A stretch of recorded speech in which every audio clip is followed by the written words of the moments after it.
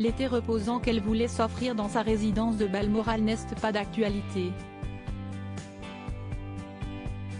En Écosse, la monarque britannique doit composer avec les nombreuses polémiques qui entourent la famille royale. Il faut dire que l'été est chaud pour les Windsor. Elle ne vit pas encore l'année horrible 1992 mais l'été 2019 s'en rapproche. Cette année-là, les mois estivaux ont été plus que compliqués, entre le scandale Sarah Ferguson et sa séparation avec le prince Andrew, l'incendie du château de Windsor et la publication d'un enregistrement intime de Lady Di.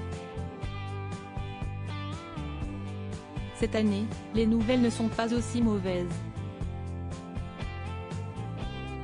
Mais les révélations accablantes ont été rapides et abondantes et laissent un goût amer à Elisabeth II.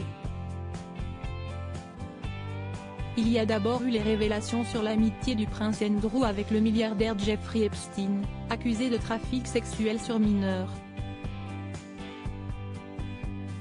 Et si le palais comme le duc d'York se sont empressés de nier en bloc, les preuves sont bien présentes et l'accablent de toutes parts. Il y a ensuite Meghan Markle et le prince Harry, sous le feu des critiques pour leurs premières vacances jugées hypocrites par de nombreux observateurs. En moins de 2 semaines, les parents d'Archie ont emprunté 4 jets privés. Un moyen de locomotion fort pollueur qui fait tâche pour les Sussex, qui ne cessent de clamer haut et fort leur engagement pour la planète. Pour aller à Ibiza puis à Nice, Meghan Markle et le prince Harry ont brûlé des tonnes de CO2 et délesté les Britanniques de plusieurs milliers d'euros.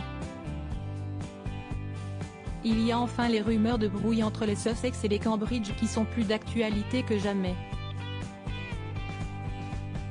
Après s'être sciemment évités à Balmoral, les deux couples ont officialisé leur rupture à travers la Royal Foundation. Un été donc bien compliqué pour Elisabeth II.